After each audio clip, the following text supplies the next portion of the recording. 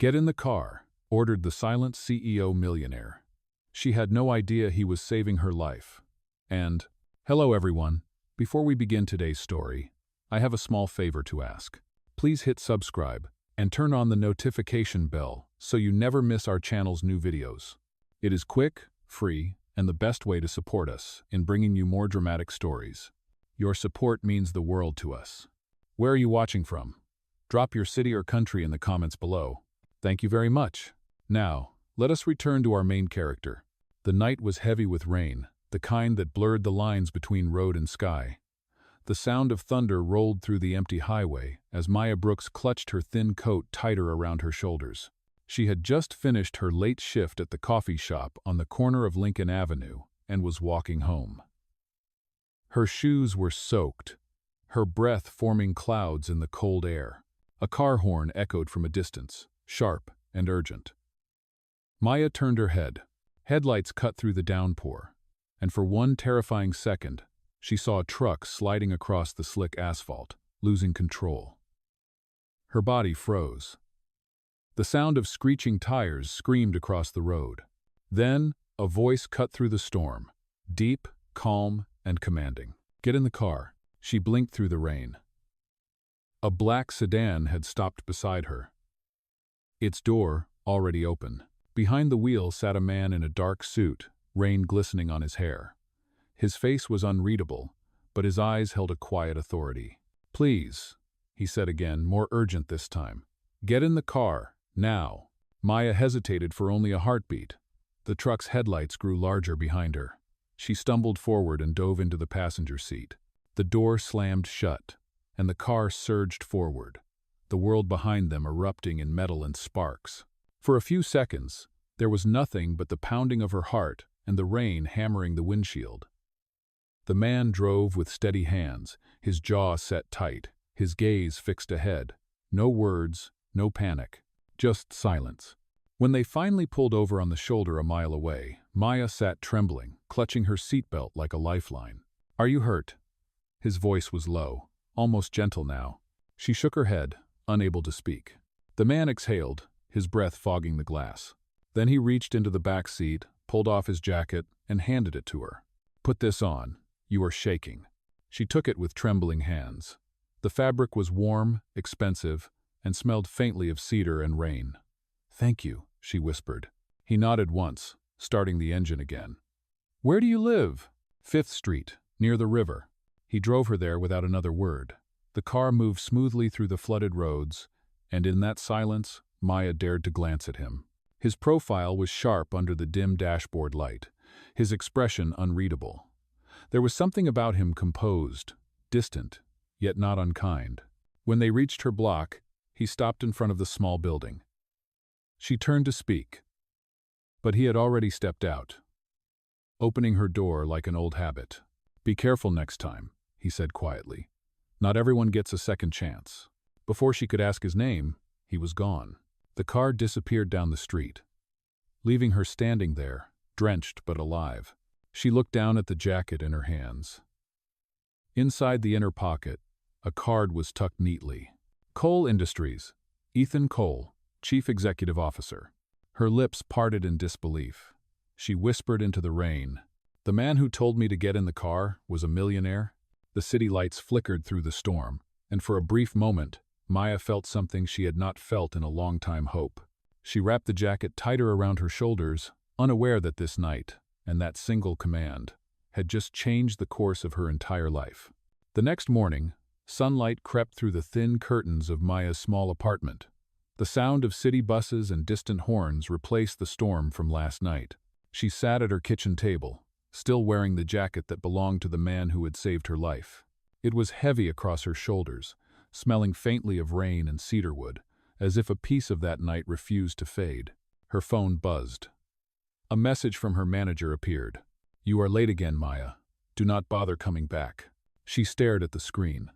Her hands shook slightly.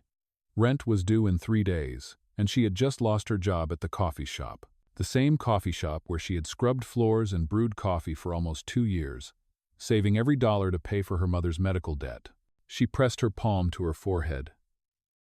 "What am I supposed to do now?" she whispered. A knock came at the door. Her neighbor, Mrs. Allen, stood outside holding a folded newspaper.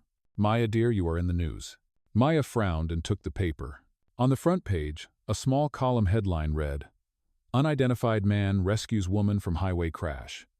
A blurry photo showed emergency lights, a wrecked truck, and a shadow of a car pulling away. She recognized the outline instantly, the same black sedan. Her throat tightened. It was him, but the article did not mention a name, only that the man had left before police arrived. She looked down at the jacket again. In the inner pocket, she found the business card she had not noticed before. Cole Industries. Ethan Cole, Chief Executive Officer. The words felt distant, unreal. She had heard that name before. Cole Industries was one of the largest investment firms in the state. Her boss once joked that people like them lived in another universe. And yet last night, that universe had pulled her out of death itself. For the next few days, Maya searched online for information. Photos of Ethan Cole filled the screen. Formal events, charity galas, board meetings. In every picture, he looked the same, composed, silent, and untouchable. Not the kind of man who would stop on a rainy highway for a stranger. She sighed, closing the laptop. "He probably helps people all the time," she murmured. "He will never even remember me."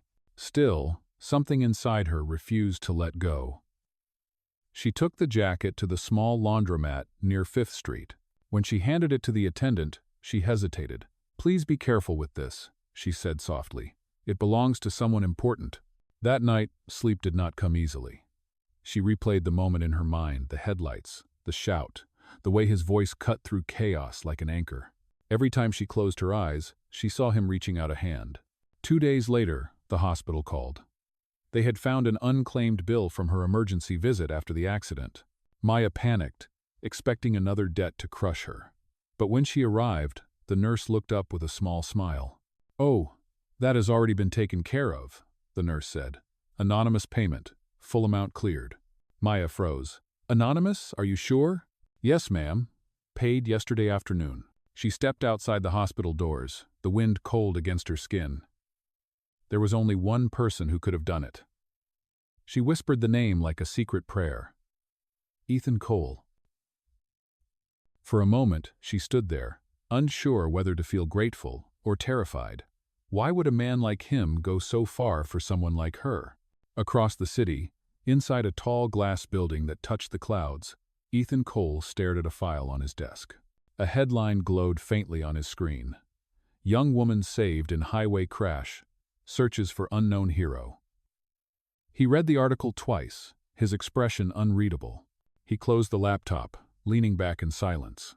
The world outside his office window shimmered with morning light. He had promised himself not to get involved again, not after losing his best friend in the car crash a year ago. But something about Maya Brooks's eyes when she looked at him through the rain would not leave his mind. Ethan stood, slipped his hands into his pockets, and whispered to the empty room, "You are safe now. That is all that matters." But deep down, he knew that was not true, because the woman he had saved had already started to save him back, in ways he could not yet understand. Days passed, and life for Maya fell into quiet routine. She searched for work but found only closed doors. Her savings were thinning fast, and every night she sat by the small window, staring at the lights across the river, where the tall buildings of downtown glowed like distant stars. Somewhere inside one of those towers was Ethan Cole, the man who had rescued her. She tried to focus on practical things, updating her resume, cooking simple meals, but her mind always drifted back to that night, the sound of his voice, the calm in his eyes, the way he had disappeared before she could even say thank you. One afternoon, she took the jacket from her closet again. She ran her fingers across the stitching, clean now after the laundromat visit. The nameplate on the card still rested in the pocket. Cole Industries, Ethan Cole, Chief Executive Officer. Something inside her stirred. She opened her small sketchbook, the one she carried everywhere, and began to draw the moment she remembered most clearly, his hand reaching out through the rain, the open car door, the chaos behind her fading into the storm. Her pencil moved with quiet focus, each line anchoring her to that memory. When she finished, she wrote beneath it, "To the man who told me to get in the car." Oh, later that night, She took a picture of the drawing and posted it online with a short caption, "If you see this man, tell him he saved my life." She expected nothing. But within hours, the post began to spread. Comments poured in. Some offered guesses. Others wrote, "Looks like the CEO of Coal Industries." Maya's heart raced. She closed the laptop quickly, afraid of what she had started.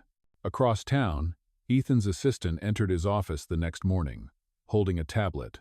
"Sir, this has been trending since dawn," she said. He looked up from his work, his face unreadable.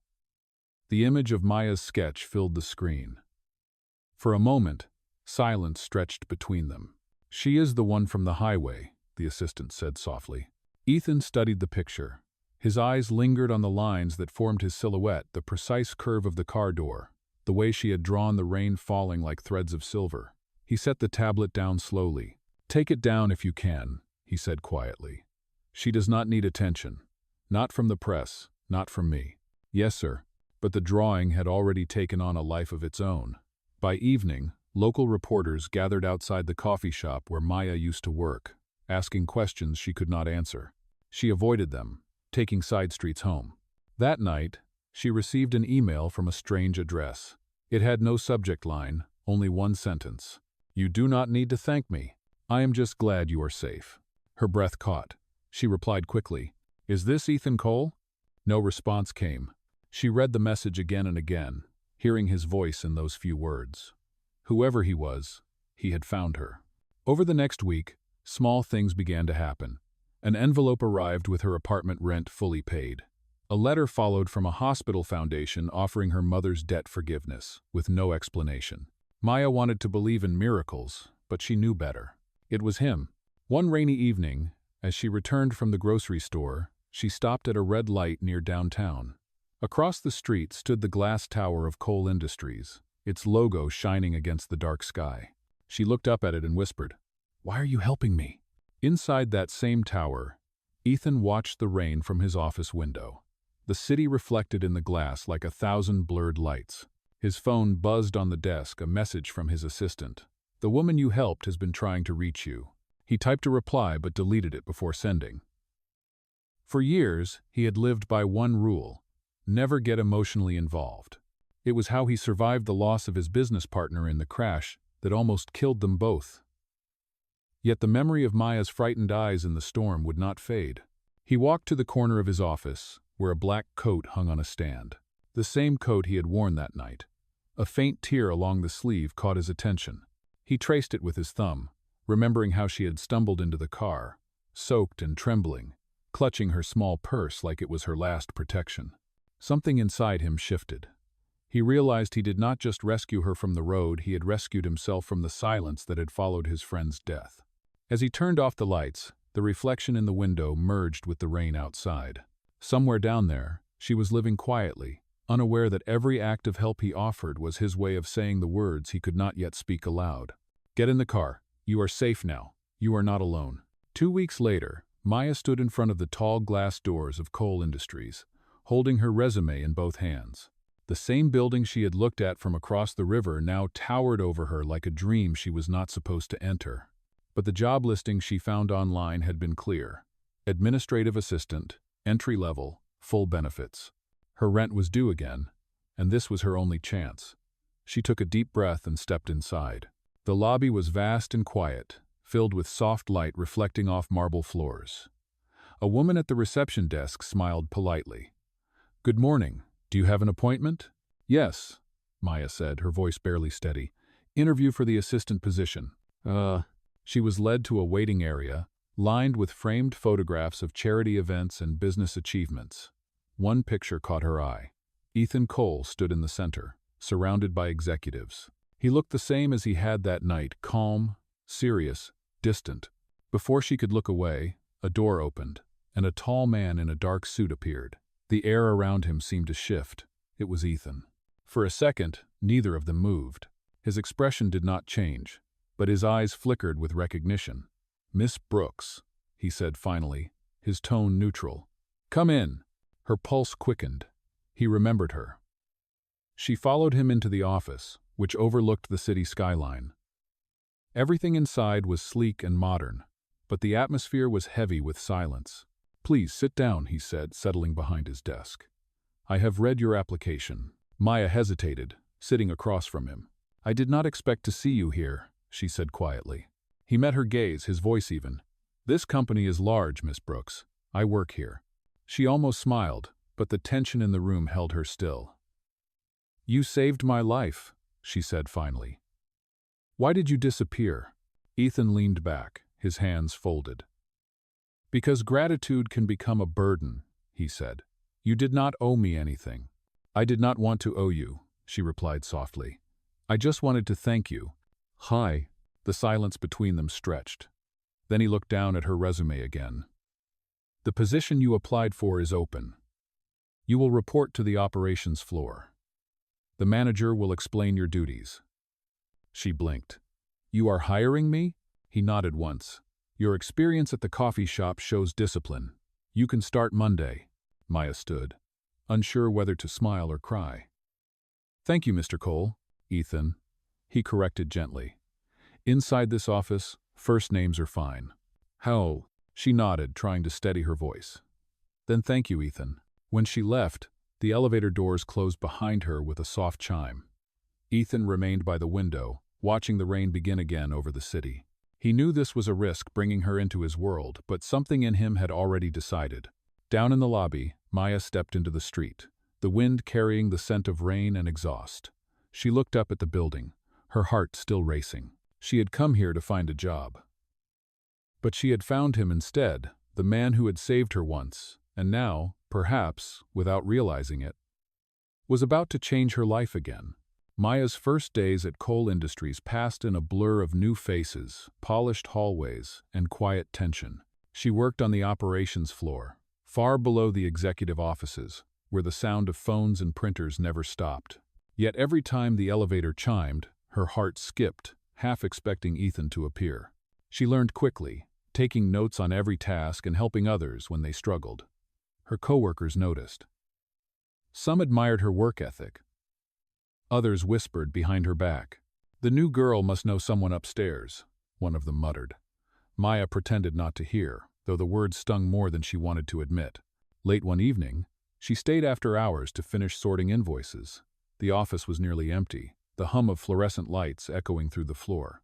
When the lights suddenly flickered, she looked up to see Ethan standing by the doorway, holding 2 cups of coffee. "You are still here," he said, his voice softer than she remembered. She stood quickly, surprised. "I wanted to finish this before tomorrow." He stepped closer, placing 1 cup on her desk. "Then you deserve a break." Maya smiled faintly, wrapping her hands around the warm cup. "I thought executives never work this late." "I could ask you the same," he replied. "But I have always believed that quiet hours show who we really are." They sat across from each other, the hum of rain against the windows filling the silence. Ethan studied her for a moment, his tone almost curious. "Why did you apply here, Maya?" She hesitated. "Because I needed a job, because I wanted to be useful again. And maybe, because I wanted to understand why someone like you stopped that night." He looked down at his coffee, then back at her. "You were in danger." That was reason enough. Her lips curved into a soft smile. "You make it sound simple." "It was not simple," he said quietly. "But it was right."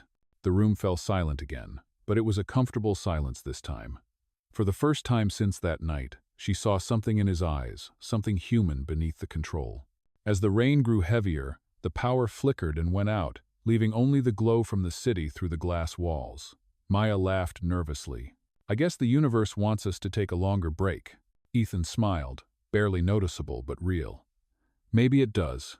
They stood by the window, watching lightning cut across the sky. The city below looked alive, electric.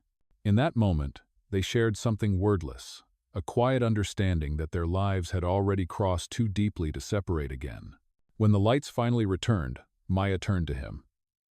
"Thank you for hiring me," she said softly. "I know you did not have to." Ethan's gaze softened. "You earned it, Maya.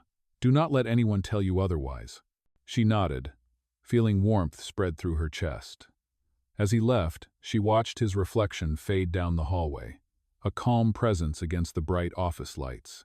That night, back in her apartment, Maya opened her sketchbook and drew the view from the window, the city lights reflecting on glass, 2 cups of coffee on a desk, and rain streaking down like silver threads. Beneath the drawing, she wrote one line. Sometimes the quietest moments say the most. She closed the book and smiled to herself. For the first time in months, she felt hope not born from rescue, but from connection. The weeks that followed blurred into a rhythm that felt almost peaceful. Maya grew confident at her new job, managing schedules and reports, learning how a company that large could move like a living machine. Every so often, she would see Ethan in the hallways. A quick nod, a faint smile, never more. Yet his quiet presence followed her everywhere, steady and unspoken. One morning, the company announced its annual charity gala, a grand event hosted at the downtown convention hall. Posters filled the office, and everyone buzzed with excitement. Maya tried to stay invisible, but her manager approached her desk with an envelope. "You have been assigned to assist with the event logistics," the woman said. "That means you will be there Saturday evening. Dress appropriately, represent the company well." Maya thanked her, though her heart fluttered nervously. She had never been to an event like that, and the idea of seeing Ethan in his true world among executives and reporters made her uneasy. Saturday arrived faster than she expected. The ballroom shimmered with crystal chandeliers and gold-trimmed tables. Waiters moved like a wave of black and white through the crowd. Maya stood near the back, wearing a simple navy dress, trying to disappear into the background. From across the room, she saw Ethan standing on the stage, greeting donors and investors. The light caught his face, confident yet distant. The same calm she remembered from the night in the storm. She felt both proud and small at once. A colleague whispered beside her, "That is him, Ethan Cole. The man who saved that woman from the highway crash months ago. It was all over the news again this morning. Someone leaked a video." Maya froze. "What video?" "The traffic footage. You can see him pulling someone into his car. They say he was risking his own life." Her pulse quickened. The secret was out. Before she could react, the master of ceremonies spoke into the microphone. "Please welcome our guest of honor, Ethan Cole, Chief Executive Officer of Cole Industries." Applause filled the hall as Ethan stepped forward. Cameras flashed. Maya's stomach dropped. Her sketch, her story, everything she had tried to keep private was now public. Ethan spoke briefly about community, courage, and compassion, but his eyes found hers in the crowd. For a moment, time stopped. She saw the faintest flicker of regret behind his composed expression, as if he already knew what she was feeling, that the wall between their worlds had just shattered. After the speech, reporters swarmed him. Questions about the highway rescue flew like arrows. Maya slipped out of the ballroom, her heels clicking across the marble floor. The cool night air hit her face as she stepped outside. She pulled her phone from her purse. Dozens of notifications filled the screen: messages, comments, tags with her name. She felt exposed, unprepared, as though the quiet life she had built since that night had been taken from her all over again. Behind her, the sound of footsteps echoed. Ethan's voice called softly, "Maya, wait." She turned. He stood in the doorway of the ballroom, tie loosened, expression earnest. "You knew this would happen?" she asked, her voice trembling. "I tried to stop it," he said, "but someone leaked the footage. I wanted to protect your privacy." She shook her head, tears stinging her eyes. "You should have told me." The crowd noise spilled from behind him, bright and distant. Between them, silence hung heavier than any storm. For the first time since that night, Ethan had no words. And for the first time, Maya realized that saving someone did not always mean you could protect them. Rain began to fall again that night, soft at first, then heavy enough to blur the city lights. Maya walked alone through the quiet streets, her heels clicking against the wet pavement. Each drop that touched her skin felt like the echo of the words she could not say inside the ballroom. She had trusted Ethan, believed in the silence between them. And now the world knew their story before she did. When she reached her apartment, she set her phone face down on the counter, unable to look at the endless flood of notifications. News sites were already using her name in headlines, twisting their story into something it was not. Millionaire CEO's secret heroine, from waitress to muse. The titles stung like cuts she could not cover. She sat on the couch, pulling her knees close. staring at the jacket still folded neatly on the chair. It felt like both comfort and accusation. "Why did you save me?" she whispered.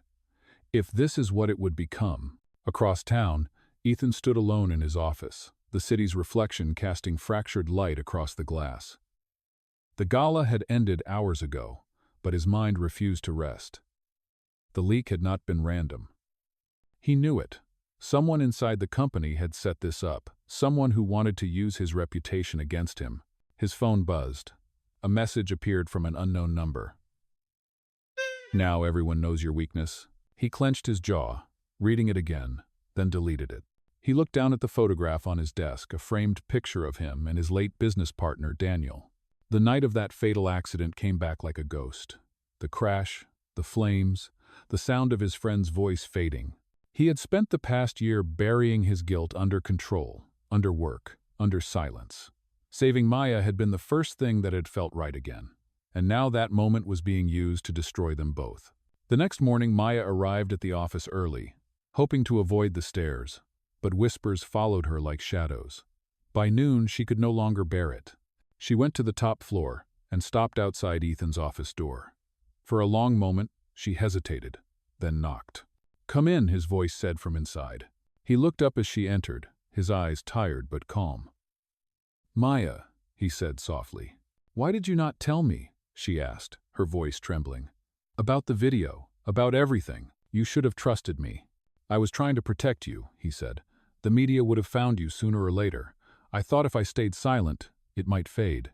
"It will never fade now," she whispered. "And neither will the way people look at me." She placed her work badge on his desk. "I cannot stay here, Ethan. Not when everyone thinks I am just some story attached to your name." He stood, his expression breaking for the first time. "Maya, please." But she had already turned away. Outside, the rain poured harder, the streets glistening like mirrors. She walked until the city lights blurred again, the same way they had the night he saved her. Only this time, there was no voice calling her back, no open car door waiting. Ethan stood by the window long after she was gone, watching the storm swallow the skyline. For the first time in years, he felt the weight of silence as something he could not carry anymore. In saving her life, he had found hope. In losing her, he realized what that hope truly cost. For several days, the city buzzed with rumors. News anchors replayed the highway footage. Commentators speculated about Maya's relationship with the powerful chief executive officer. Every channel seemed to show the same headline: Ethan Cole's secret rescue. Maya stayed inside her apartment, curtains drawn, afraid to face the world. Her phone rang constantly, offers from reporters promising payment for interviews. She ignored them all. When she finally gathered the courage to step outside for groceries, a photographer followed her down the street. She hurried home, heart pounding. That night, she packed a small bag and left the city, taking a late train north toward her childhood town by the coast. Meanwhile, Ethan sat in the boardroom of Cole Industries facing a wall of restless executives. A gray-haired man spoke first. "Ethan, this has gone too far. The shareholders are demanding answers. The company's reputation is at risk." Ethan kept his voice calm. "I will address the public myself." Another board member frowned. "You cannot. Admitting involvement will only add fuel to the fire." Ethan rose from his chair. "This company was built on integrity. I will not hide the truth." That evening, he called for a press conference at the downtown auditorium. Reporters filled the seats, cameras flashing as he walked onto the stage. He wore no tie, only his dark suit, and that same steady expression that had once made him a legend in business circles. When the room quieted, Ethan began. "Months ago, I stopped on a highway during a storm to help a woman who was in danger. I did not save her for publicity. I did not know her name. I acted because it was the right thing to do." He paused, letting the silence carry. "That woman, Maya Brooks, is not part of any scandal. She is not a story for headlines. She is a person who has endured more than anyone should. Any attempt to harm her reputation is an attempt to harm what this company stands for." Murmurs rippled through the crowd, but he continued, his tone firm. "Cole Industries has been investigating the leak of private security footage. We have discovered it was released by an internal party seeking to manipulate public perception. Effective immediately, that employee has been terminated, and legal action will follow. A reporter raised a hand.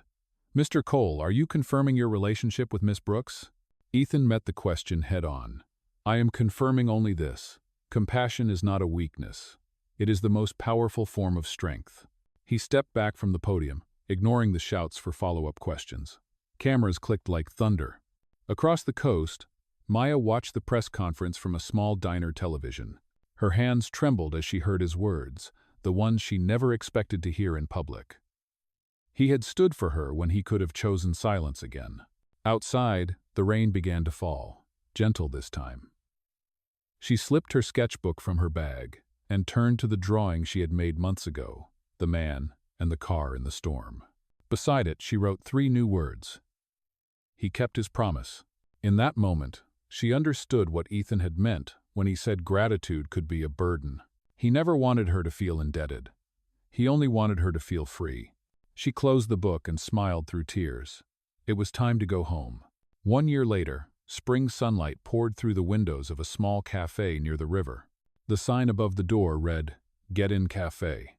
The name drew quiet smiles from the regulars, though few knew the real story behind it.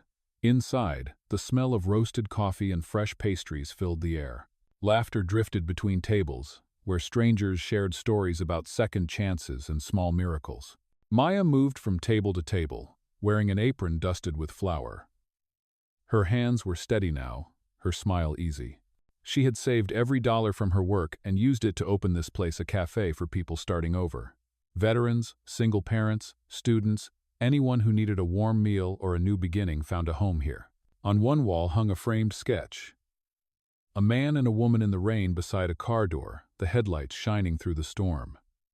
Beneath it, the caption read, "One act of kindness can change 2 lives." It was early afternoon when the doorbell chimed. Maya looked up from behind the counter and froze. Standing in the doorway was Ethan Cole. He was dressed simply, no suit, no tie, just a dark jacket and that familiar calm in his eyes. For a moment the sounds of the cafe faded. He smiled slightly. "I was passing through the neighborhood," he said. "I heard the coffee here is life-changing." Maya laughed softly, shaking her head. "You heard right. It saves lives." Ethan stepped closer. "I think it already did." She motioned for him to sit, pouring 2 cups of coffee. The same quiet warmth filled the space between them, just as it had in the office that night long ago. "You rebuilt everything," he said, looking around. "I am proud of you." "I did not rebuild it alone," she answered. "You showed me what kindness looks like when it costs something." He took a sip, his eyes softening. "I once told you that you did not owe me anything. I still mean that. But there is one thing I never said." Maya tilted her head. "What is that?" He reached into his pocket and placed something on the table. It was a small, silver keychain in the shape of a car door, engraved with the words, "Get In." "That night I told you to get in the car," he said quietly. "I was saving your life. I did not realize you would end up saving mine." Her throat tightened, eyes filling with tears. "Ethan." He smiled, the kind of smile that spoke more than words. "So, may I ask again? This time, not into a car, but into a life. Mine." The cafe seemed to fall into a hush as she nodded, tears slipping down her cheeks. "Yes," she whispered. "I am already in." Outside, the afternoon sun broke through the clouds, casting a golden glow across the windows. The city that had once been filled with noise and storms now felt quiet, peaceful, whole. Later, when the last customers left, Maya turned the sign on the door to closed. She looked at the framed sketch on the wall one last time and smiled. The storm that had brought them together was long gone, but its echo remained in every cup served, in every act of kindness, in every second chance they gave to others. And somewhere in that warm light, a voice seemed to whisper once more, calm and steady as ever, "Get in the car." Only this time, it no longer meant rescue. It meant home.